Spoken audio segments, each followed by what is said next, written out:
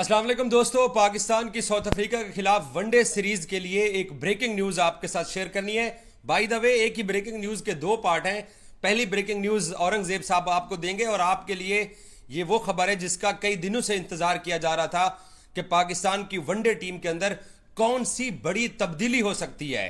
टी20 का आप लोगों को पता चल गया कि बाबर आजम की टी20 में बतौर प्लेयर वापसी होने जा रही है, लेकिन वनडे की एक बड़ी खबर ये बताएंगे और उसके बाद उसका अगला हिस्सा मैं आपसे शेयर करता हूं। जी बिल्कुल दुरुस्त फरमाया आपने, क्योंकि बहुत बड़ी खबर इसलिए है कि अब चूंकि व्हाइट बॉल सीरीज के लिए मेरे ख्याल में चंद हफ्तों का वक्त बाकी है और ऐसे में कप्तान मोहम्मद रिजवान को चेंज करने का फैसला किया है पाकिस्तान क्रिकेट बोर्ड ने। और ये फैसला आज से 3 दिन पहले एक मीटिंग में हो चुका था।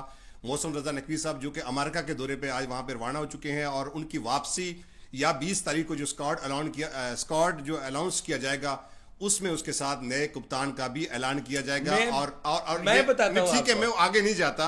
अब तक की खबर यही है कि ओडीआई कप्तानी से रिजवान जो है वो हाथ धो बैठे हैं, उनको ओडीआई कप्तानी से हटा दिया। ये एक्सपेक्टेड था।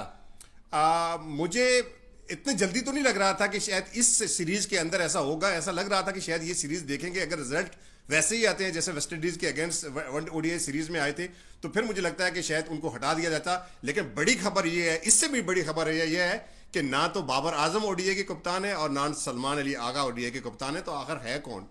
ओके दोस्तों, जैसे आपको सरदार साहब ने बताया है कि पाकिस्तान के वनडे कप्तान रिजवान को कप्तानी से हटाने के ऊपर इत्तेफाक हुआ है।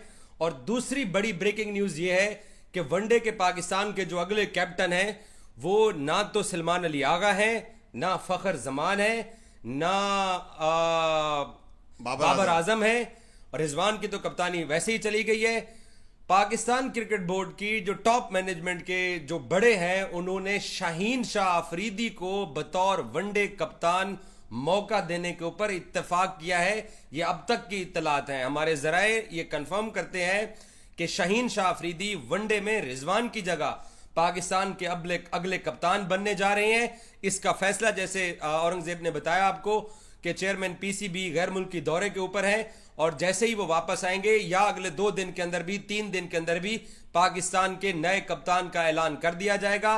रिजवान अपनी वनडे की कप्तानी से हाथ धो बैठे हैं और उनकी जगह शाहीन शाह अफरीदी पाकिस्तान के अगले कप्तान बनने जा रहे हैं। ये जराए ऐसा बता रहे हैं और हम आपको फर्स्ट इंफॉर्मेशन आपके साथ शेयर कर रहे हैं कि सलमान अली आगा और बाबर आजम के नामों के ऊपर इत्तेफाक नहीं हुआ, तो पाकिस्तान ने तीनों फॉर्मेट के लिए 3 अलग कप्तान रखने के ऊपर इत्तेफाक किया है। और ये इत्तेफाक पाया जाता है सिलेक्शन कमेटी, हेड कोच जो पाकिस्तान के माइक हेसन जो सिलेक्शन कमेटी के बड़े हैं, पाकिस्तान क्रिकेट बोर्ड के बड़े हैं और जो दीगर स्टेक होल्डर हैं, उन तमाम लोगों ने शाहीन शाह अफरीदी के नाम के ऊपर इत्तेफाक किया है अगले कप्तान के लिए। और इसका ऐलान अब सरकारी तौर पर पाकिस्तान क्रिकेट बोर्ड करेगा। ये क्योंकि इनिशियल इत्तला हम आपके साथ शेयर कर रहे हैं और इम्कानात यही हैं कि ऐसे ही होने जा रहा है क्योंकि इत्तेफाक पाया जा रहा है। जैसे आपको भी पता है शाहीन शाह अफरीदी को कप्तान बनाने का इत्तेफाक हुआ है। शाहीन ही क्यों?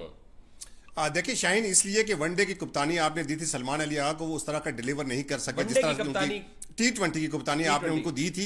अगर वो टी20 में सक्सेस होते, सक्सेस का मतलब अब ये है कि आपने 3 मैचेस जो हारे हैं शायद वो बहुत ज़्यादा डैमेज कर गए उनकी कप्तानी को। फिर आखिरी जो फाइनल होते हैं उनमें फाइनल हुआ, उसमें उनके जो डिसीजन थे शायद वो इतने अप टू द मार्क नहीं थे, जिसको चलते हुए मेरे ख्याल में बाबर आजम चूंकि वो भी स्ट्रगल कर रहे हैं। अब आपके पास एक ऐसा बंदा जो परफॉर्म भी कर रहा हो और जो कप्तानी के लिए चुना जाए, तो मेरे ख्याल में इससे बेहतर शाहीन शाह अफरीदी से बेहतर और कोई नाम था नहीं। शायद इसलिए शाहीन शाह अफरीदी को चुना गया कि वो परफॉर्मेंस भी अच्छे दे रहे हैं और एक वाहिद प्लेयर हैं जो तीनों फॉर्मेट के लिए परफॉर्म कर रहे हैं। तो मेरे ख्याल में इस चलते शायद ये फैसला किया गया कि शाहीन शाह अफरीदी को वनडे की कप्तानी दी जाए। शाहीन शाह ने जो पाकिस्तान और साउथ अफ्रीका का जो पहला टेस्ट मैच लाहौर में था उसमें जिस तरीके से बॉलिंग की है वो लग रहा था कि 140 प्लस में गेंद कर रहे हैं और शाहीन बड़े हैप्पी मूड में थे, तो शायद उन कप्तानी मिल गई है तो अब शाहीन खुश हो गए हैं। देखें, ना सिर्फ टेस्ट की बात करें, बाकी जो ट्राई नेशन सीरीज हमने खेली, जो एशिया कप में खेला, उसमें बैटिंग बॉलिंग दोनों में शाहीन शाह अफरीदी ने बहुत अच्छा परफॉर्म किया।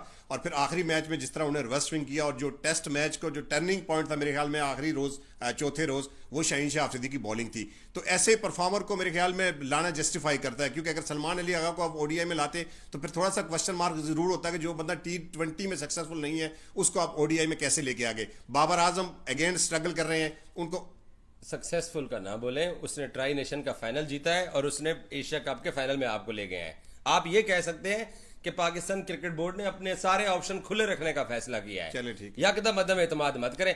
आप खुश नहीं है आप एशिया कप का फाइनल खेले हैं? नहीं, मैं बहुत खुश हूँ। ट्राई नेशन जीतने पे आप खुश हैं? मैं बहुत खुश हूँ। तो अब भी आप साउथ अफ्रीका के खिलाफ होम सीरीज में आप देखें द किंग बाबर आजम साहब भी वापस आ रहे हैं। अच्छा, आप मुझे एक बात बताएं, अब हम जरा अब एक दूसरे अपनी अपनी ओपिनियन देते हैं।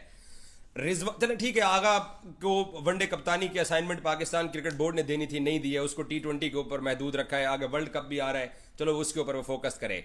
रिजवान इतनी जल्दी कैसे डिक्लाइन पे चला गया? जो लड़का PSL के 4 फाइनल्स में अपनी टीम को लेके आया, बाबर ने जब छोड़ी कप्तानी अमेरिका के वर्ल्ड कप के बाद, तो ऑटोमेटिक चॉइस रिजवान थे। रिजवान ने पाकिस्तान की टीम में रह के पाकिस्तान को साउथ अफ्रीका के खिलाफ भी एक 20-25 साल बाद, पता नहीं शायद हिस्ट्री में पहली मर्तबा 28 साल बाद ऑस्ट्रेलिया के खिलाफ भी one day series जितवाई।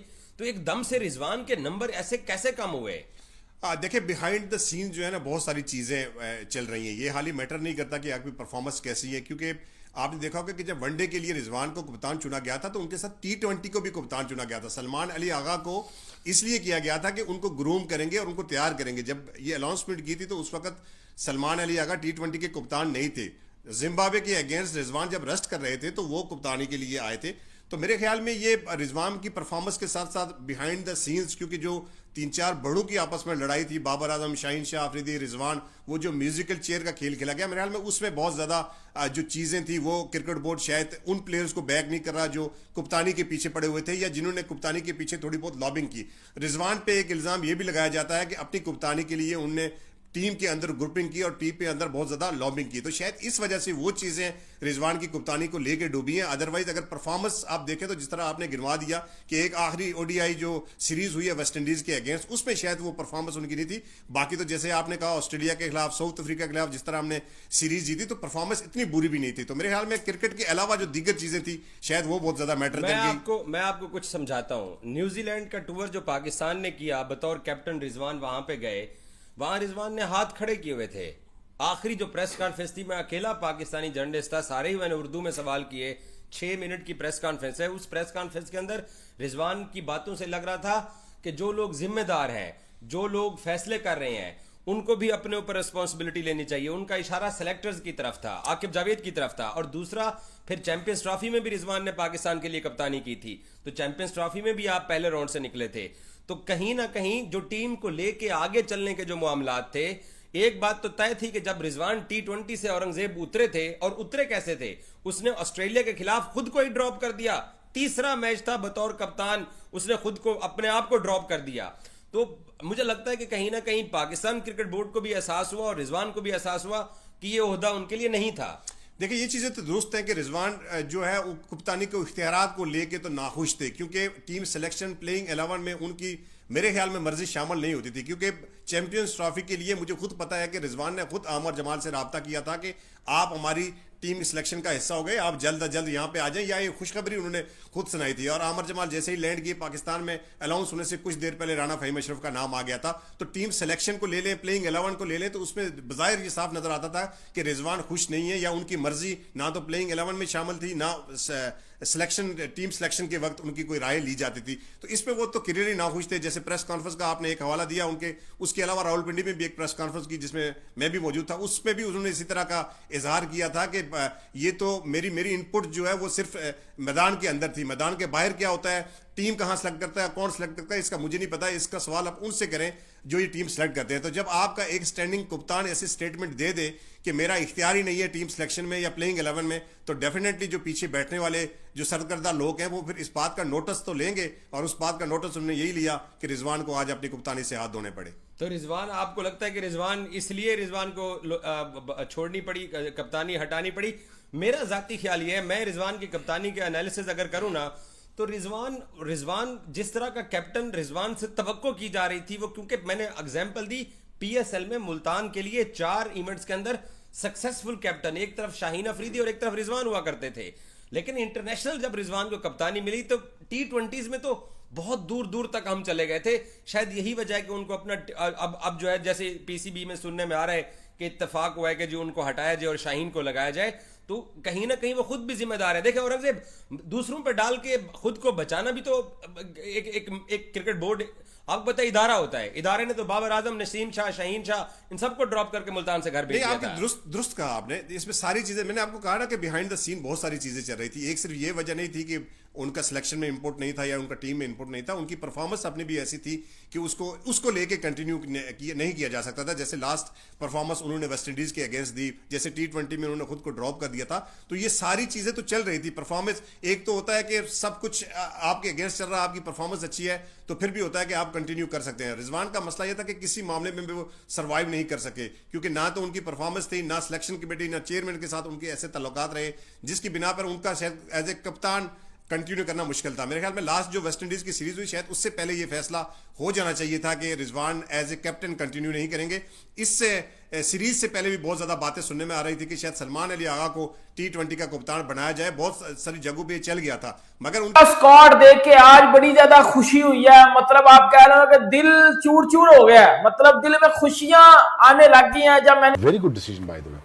For the first time I have seen the captain who is sacrificing his own place for the betterment of the team and made sure that he wants to win, but he is a very selfless captain।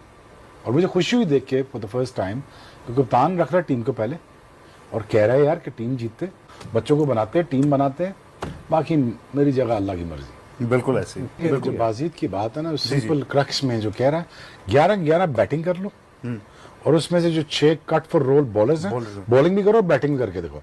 अब वो मजाक नहीं है कि आप एक आधा specialist का नाम दिया, 2 का स्पेशलिस्ट, ठीक है आ जाओ, लेकिन then again they are demanding कि बैटिंग करके दो साथ। दुनिया भी यही कर रही है यार, बहुत अरसे से कर रही है, बहुत अरसे से कर रही है। वो हम भी वन डायमेंशनल क्रिकेट बिल्कुल ऐसे ही है, पर फाइनली अच्छा हुआ यार, आई थिंक अच्छा हुआ, देखने निकल गया ना काम। बिल्कुल।